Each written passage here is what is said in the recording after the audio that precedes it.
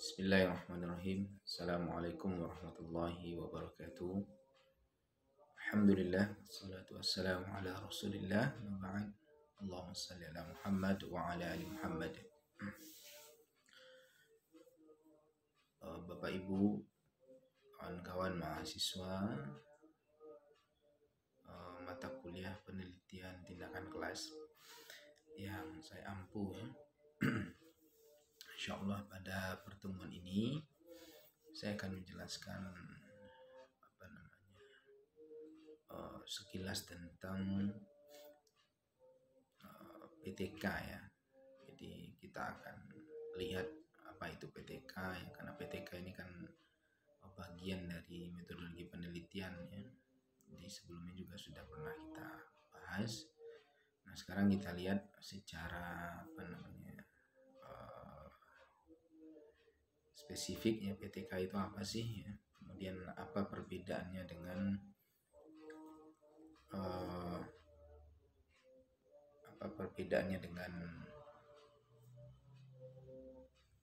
metode penelitian yang lain. Nah,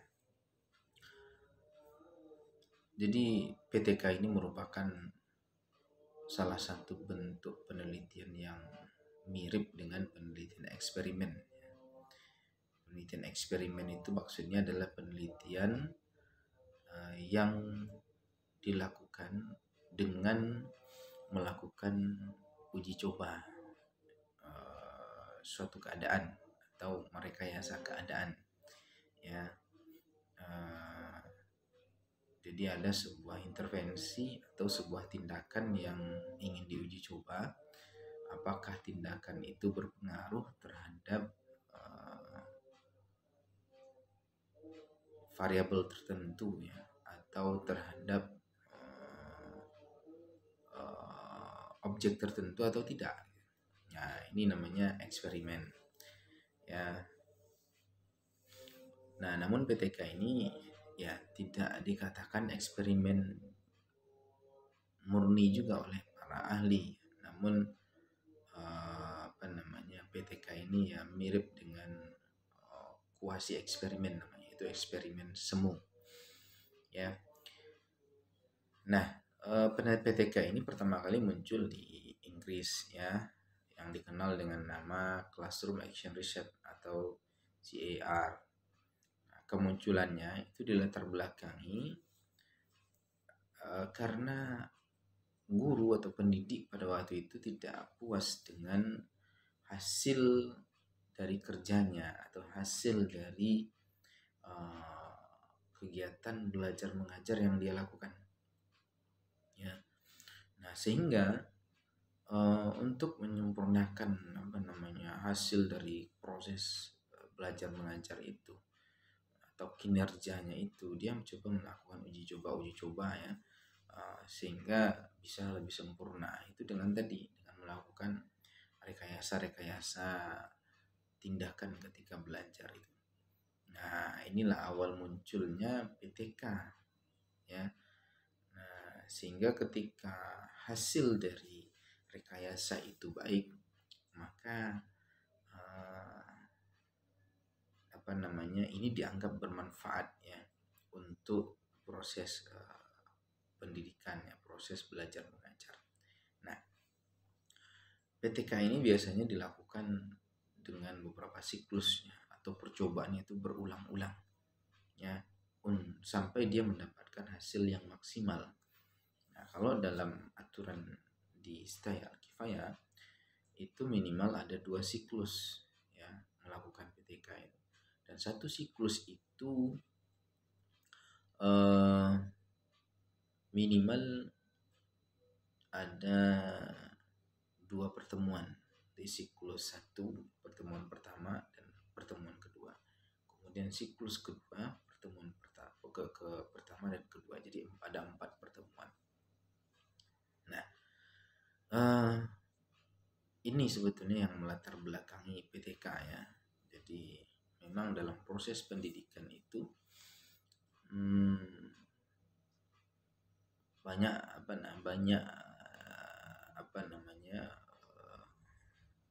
terjadi hal-hal yang tidak memuaskan ya, pada guru, sehingga guru ingin hasilnya itu maksimal, maka bisa dilakukan PTK ini, penelitian tindakan kelas ini, dengan membuat rekayasa-rekayasa belajar yang dianggap nanti mampu meningkatkan hasil belajar atau mampu merubah pengetahuan dan perilaku peserta didik dalam hasil belajarnya itu. Nah, jadi dengan begitu PTK itu dianggap bermanfaat gitu ya. Nah, bermanfaat sehingga sekarang PTK masih dilakukan ya. Bahkan populer di kalangan mahasiswa-mahasiswa atau guru. Walaupun sebetulnya sebagian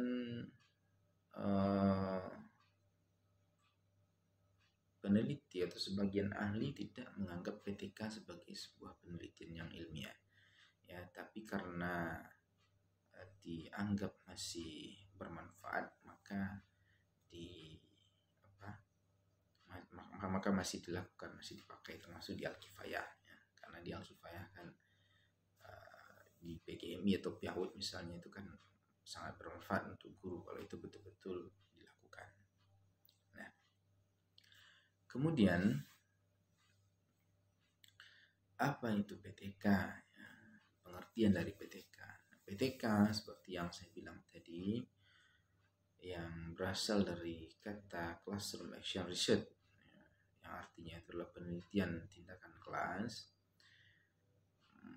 itu adalah sebuah studi atau sebuah kajian sistematik tentang cara bagaimana memperbaiki praktik pendidikan oleh sekelompok peneliti dengan kerja praktik atau kerja langsung. Jadi mereka melakukan itu sendiri, kemudian merefleksikannya untuk mengetahui akibat dari tersebut. Jadi dalam PTK ini itu orang mengkaji bagaimana cara untuk merubah atau memperbaiki sebuah proses pendidikan atau praktik belajar.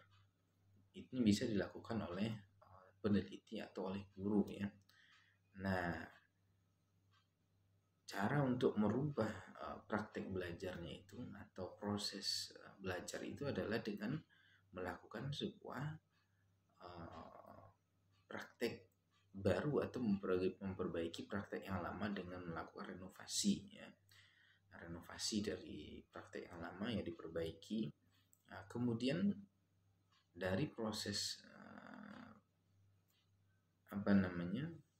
tindakan itu yang mereka lakukan itu nanti akan mereka observasi dan mereka refleksikan untuk apa? Untuk mengukur sejauh mana dampak dari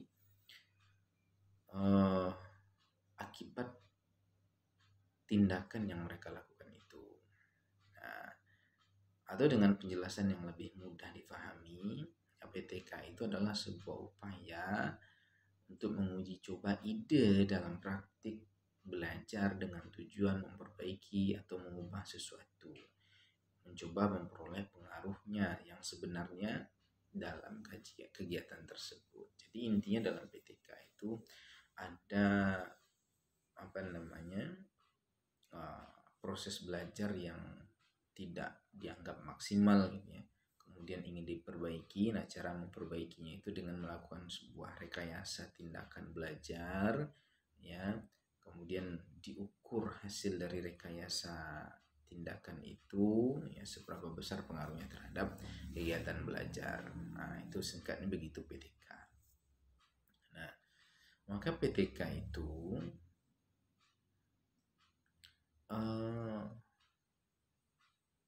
menurut Wardani ya, itu ada 4 ide pokok yang ada dalam PTK, yaitu penelitian tindakan itu salah satu bentuk inquiry atau penyelidikan yang dilakukan melalui refleksi diri. Jadi memang PTK ini asal muasalnya adalah dari refleksi diri seorang guru terhadap proses belajar mengajarnya. Ya, dia merasa yang mengevaluasi, merenungkan kok proses belajar mengajarnya tidak maksimal atau bagaimana ya tentang permasalahan-permasalahan itu. Jadi memang hasil dari refleksi dirinya. Kemudian nanti ketika dia melakukan tindakan itu, dia refleksikan lagi hasilnya.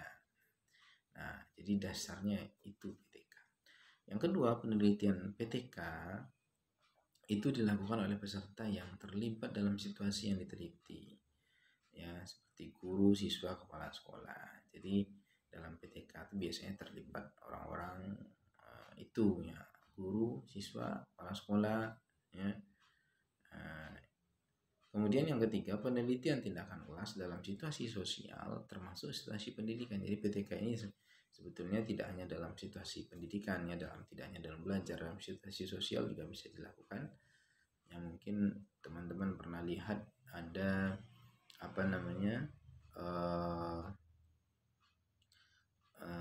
eksperimen sosial, ya. Nah, yang orang lakukan, ya.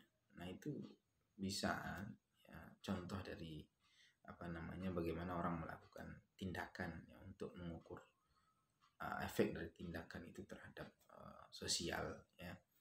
Kemudian tujuan penelitian tindakan adalah memperbaiki dasar pemikiran dan kepantasan dari praktik-praktik, ya, pemahaman terhadap praktik dan situasi atau lembaga tempat praktik tersebut dilaksanakan. Jadi memang tujuannya untuk memperbaiki keadaan, ya, dari kegiatan belajar mengajar, ya. Nah, apa kemudian beda dari penelitian tindakan ini dengan penelitian yang lain? Nah, penelitian tindakan kelas ini dari sisi peneliti itu biasanya dilakukan oleh guru. Kalau penelitian non PTK itu bisa oleh orang luar selain guru, bisa juga. Nah, kemudian kalau penelitian tindakan kelas, kita lihat dari rencana penelitiannya itu yang merencanakan guru, ya. Kalau penelitian non PTK itu oleh peneliti, ya, selain guru. Nah, kemudian munculnya masalah PTK dari mana? Ya, dilihat dari sisi munculnya masalah. Yang ketiga, itu masalahnya itu dari hasil refleksi guru, ya, dirasakan oleh guru. Namun kalau non PTK itu orang lain yang melihat masalah itu, ya. Kemudian yang keempat, ciri utama, ya, ada tindakan, dia dilihat dari ciri utama, ya. Kalau PTK itu ada tindakan untuk perbaikan yang berulang-ulang, ya.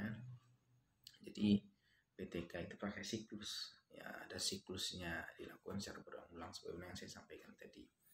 Nah, kalau non PTK belum tentu ada tindakan perbaikan, artinya tidak mungkin, tidak biasa kalau dilakukan berulang-ulang. Biasanya hanya menjelaskan, mendeskripsikan, menguji coba sebab akibat dan seterusnya. Nah, kalau peran guru dalam PTK itu dia bisa sebagai guru, bisa juga sebagai peneliti. Nah, kalau penelitian non PTK itu guru itu sebagai guru, ya, dia sebagai objek penelitian. Kalau di PTK tadi dia bisa sebagai peneliti, bisa sebagai guru. Tapi kalau non PTK, guru itu biasanya sebagai objek penelitian, dia yang diteliti. Nah, kemudian tempat penelitian kalau PTK itu di kelas, ya, non PTK bisa juga di kelas, bisa di luar kelas. Jadi PTK ini ciri khasnya, ya, sesuai dengan namanya, ya, penelitian tindakan kelas. Jadi kelas maksudnya itu tidak mesti harus ruangan, ya, tapi kelas belajar atau kelompok belajar. Kemudian dilihat dari proses pengumpulan data.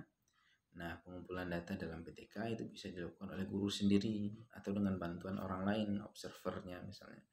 Kalau non PTK itu pengumpulan datanya dilakukan oleh peneliti. Nah, dilihat dari hasil penelitian. Kalau PTK hasil penelitiannya langsung dirasakan dan dimanfaatkan oleh guru. Kalau non PTK itu menjadi milik peneliti, belum tentu dimanfaatkan oleh guru. Nah, ini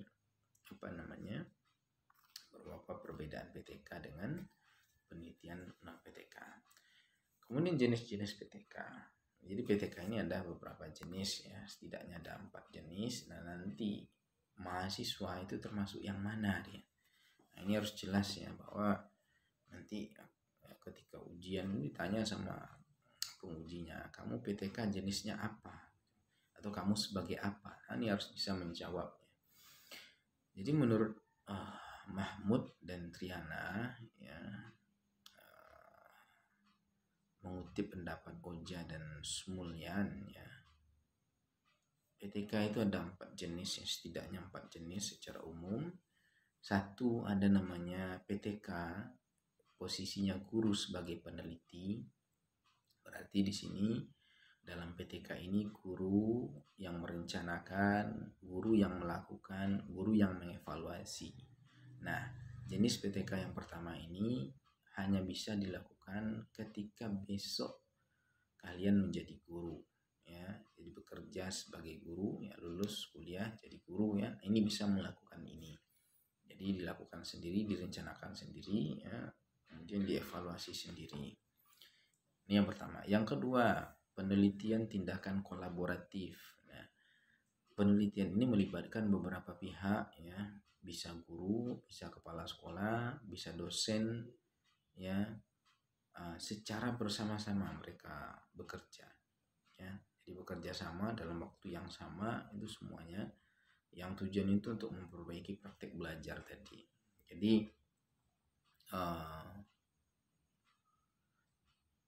orang ini bersifat mitra, dia teman ya, mitra peneliti, teman dalam penelitian. Nah, jadi peneliti adalah sebagai pihak yang merencanakan, bekerja sama dengan guru, sementara guru melaksanakan tindakan, kemudian diamati, dianalisis oleh peneliti. Kedua-duanya saling bekerja sama untuk meningkatkan profesionalisme masing-masing. Nah, ini yang kolaboratif ini bisa dilakukan oleh mahasiswa juga.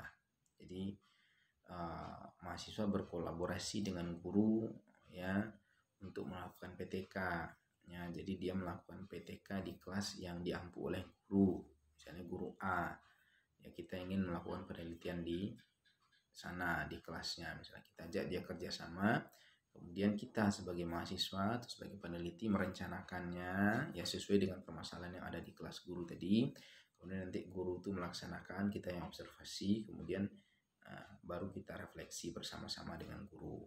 Nah, jadi bisa nomor 2 ini oleh mahasiswa dilakukan. Yang ketiga, PTK dengan simultan terintegrasi. Nah, tujuan PTK ini adalah memecahkan masalah praktis dalam pembelajaran dan menghasilkan pengetahuan yang ilmiah dalam bentuk bidang pembelajaran di kelas, dalam bentuk penelitian tindakan yang demikian. Guru dilibatkan pada proses penelitian kelasnya, terutama aspek aksi dan refleksi terhadap praktik-praktik pembelajaran di kelas. Meskipun demikian, persoalan-persoalan pembelajaran yang teliti datang dan diidentifikasi dari peneliti luar. Jadi ini hampir mirip dengan penelitian yang pertama ya.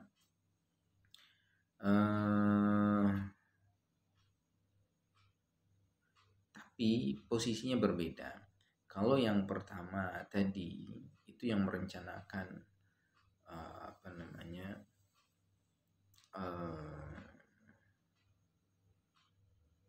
guru dan peneliti ya. Jadi sama-sama tadi, kalau kolaboratif mereka sama-sama bekerja ya. Nah, kalau dalam simultan terintegrasi ini guru itu tidak terlibat banyak dalam pelaksanaannya. Jadi yang banyak mencetuskan ide, gagasan dan melakukan perencanaan itu adalah peneliti ya. Ini perbedaannya. Jadi guru itu bukan sebagai inovator ya dalam penelitian. Kalau simultan terintegrasi, nah ini posisinya begini. Kalau simultan jenis yang ketiga ini, simultan terintegrasi itu. Jadi kita sebagai mahasiswa datang ke guru, kita tanya permasalahannya apa, kemudian kita coba buat rencana tindakannya, nanti guru yang melakukan, nah kita yang mengobservasi, kemudian kita refleksikan bersama dengan guru. Kalau yang kedua tadi, itu guru kita tanya masalahnya apa, kemudian kita bersama-sama dengan guru merencanakannya, kemudian melaksanakannya dan merefleksikannya. Nah, itu bedanya ya. Nah, Kemudian yang keempat, jenis PTK ada administrasi sosial eksperimen. Nah, jenis yang keempat ini biasanya penelitian eksperimen yang dilakukan di setting sosial, ya. Nah, seperti yang tadi kita jelaskan bahwa PTK itu ada juga setting sosial atau dilakukan di apa ya? Ya, misalnya di pasar, di jalan, di mana kan ada orang melakukan sosial eksperimen seperti itu. Ya. Kemudian apa tujuan guru untuk melakukan PTK? Ya. Nah, sebetulnya tujuan guru untuk melakukan PTK itu adalah untuk memperbaiki, pertama ya, untuk memperbaiki hasil dari tujuan-tujuan pembelajaran yang ingin dicapainya. Artinya mungkin ada sebuah masalah ya dalam tujuan pembelajarannya tidak tercapai, misalnya tidak tuntas KKM atau persentase ketuntasannya misalnya tidak maksimal. Nah, ini bisa diperbaiki dengan PTK. Kemudian guru itu sebetulnya secara penuh bertanggung jawab ya, atas kelas yang dia ampu. Nah, maka apabila hasilnya kurang baik, dia berkewajiban untuk mencari solusinya. Jadi tujuan dari PTK itu mencari solusi dari masalah yang ada di kelas. Kemudian dengan melakukan PTK itu bisa meningkatkan kepercayaan guru dalam mengajar. Ya, nah, sebab apa? Sebab guru itu memiliki pijakan yang berbasis riset untuk meningkatkan proses belajar mengajar di kelas.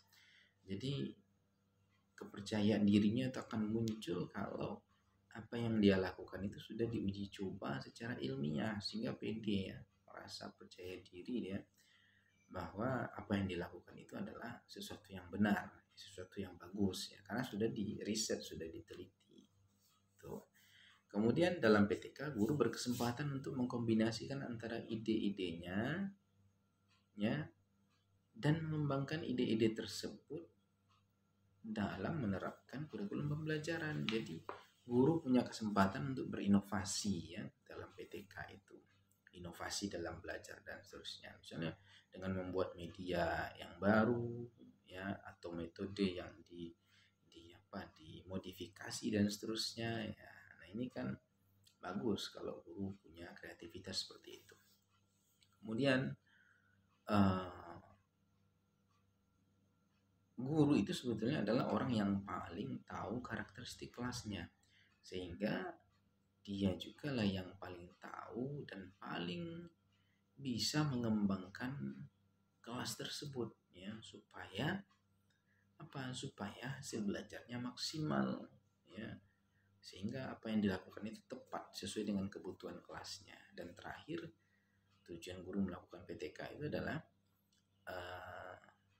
secara pragmatis, kalau guru sudah berkarya itu maka dia akan mendapatkan rewardnya ya, pangkatnya naik, gajinya naik. Nah, ini makanya di negara kita, di aturan pemerintah kita, kalau guru mau sertifikasi itu mesti punya karya ilmiah ya.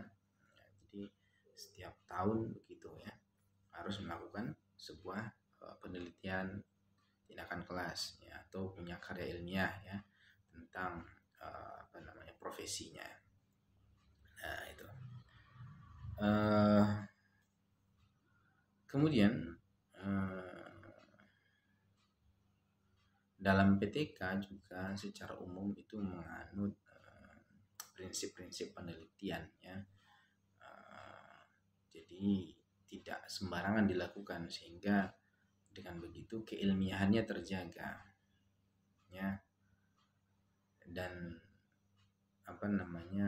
bermanfaat untuk guru dan kelas yang dia teliti ya. Menurut Suharsimi Arikunto ya, ada 4 prinsip dalam PTK. Pertama, permasalahan yang diteliti atau topik yang diteliti itu harus memenuhi kriteria. Apa itu kriterianya?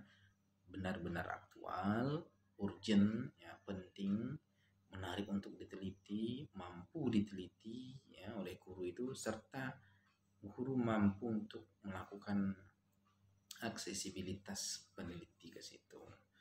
artinya guru punya akses ke apa yang akan dia teliti.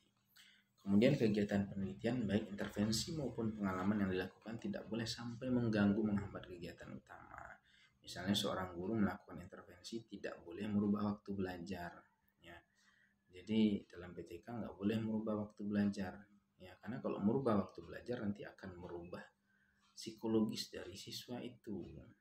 Jadi waktunya sama, ya, di waktu belajar itu dilakukan, bukan di luar waktu belajar. 3, metode yang digunakan harus jelas, rinci, dan terbuka, ya. Jadi harus ilmiah metodenya, ya, sehingga bisa dibuktikan kesahihannya. Yang keempat, kegiatan penelitian diharapkan dapat merupakan proses kegiatan berkelanjutan, ongoing, ya. Jadi PTK ini bisa dilakukan terus menerus gitu, ya, tanpa henti sepanjang waktu. Nah, ini prinsip dari PTK. Kemudian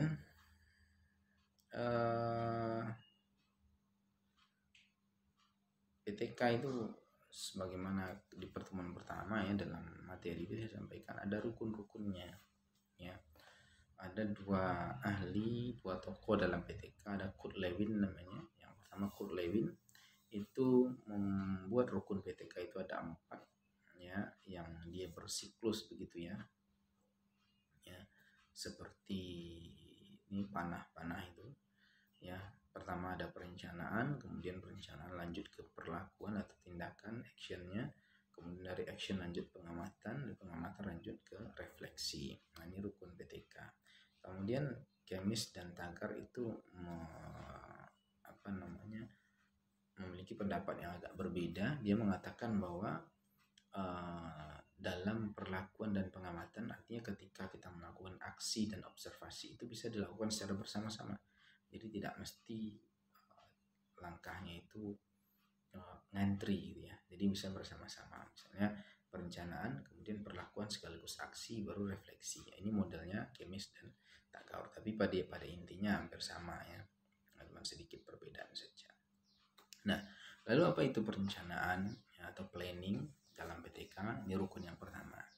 Nah, perencanaan itu berbicara tentang apa, mengapa, kapan, di mana, oleh siapa, dan bagaimana tindakan nanti akan kita lakukan.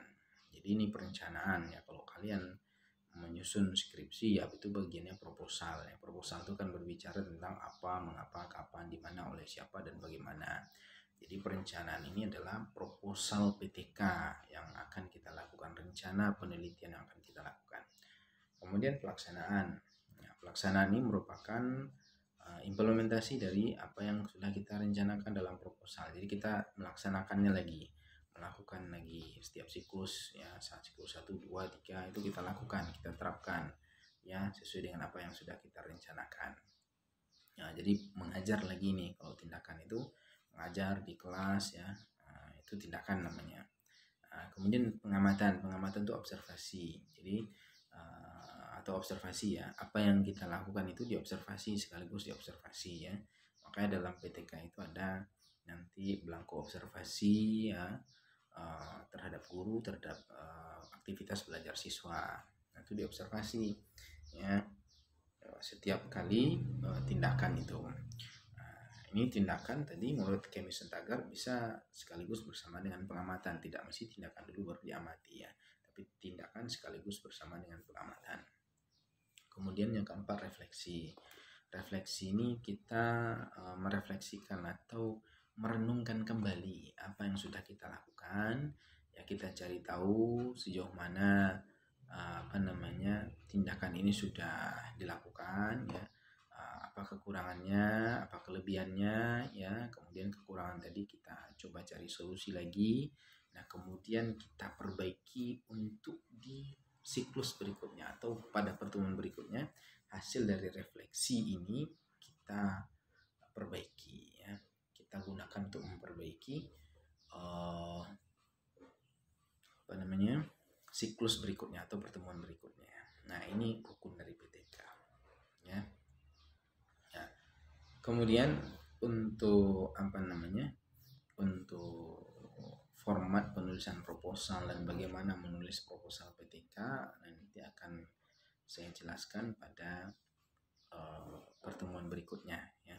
Jadi untuk materi kali ini yaitu seputar tadi ya, yang pertama ya apa itu PTK, kemudian jenis-jenis PTK ya, kemudian apa beda PTK dengan penelitian yang lainnya, kemudian tujuan melakukan PTK, apa tujuannya ya, kemudian prinsip-prinsip PTK dan batasan penelitian PTK yang mencakup tadi ada rukun-rukunnya.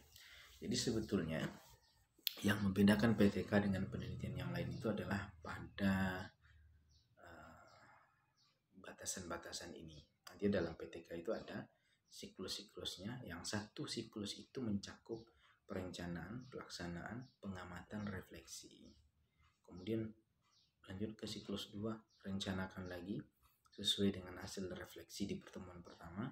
Ya, artinya di siklus kedua itu diperbaiki ya perencanaannya ya, yang belum maksimal itu dicoba dimaksimalkan. Kemudian setelah itu dilakukan lagi, diamati lagi, direfleksikan lagi. Masih belum maksimal, rencanakan lagi ya di siklus berikutnya atau pertemuan berikutnya, lakukan lagi, amati lagi, refleksi lagi, begitu terus ya. Nah, inilah yang membedakan PTK dengan penelitian yang lain. Jadi ada siklusnya dan dilakukan secara berulang-ulang ya. Nah, baik, saya kira itu untuk pertemuan kita pada sesi ini ya. Nah, jika ada pertanyaan silahkan dibuat di grup WA yang nanti akan kita diskusikan bersama-sama. Sekian dari saya, terima kasih. Wabillahi taufik, subhanakallahumma bihamdika, asyhadu an la ilaha illa anta, astaghfiruka wa atubu ilaik. Assalamualaikum warahmatullahi wabarakatuh.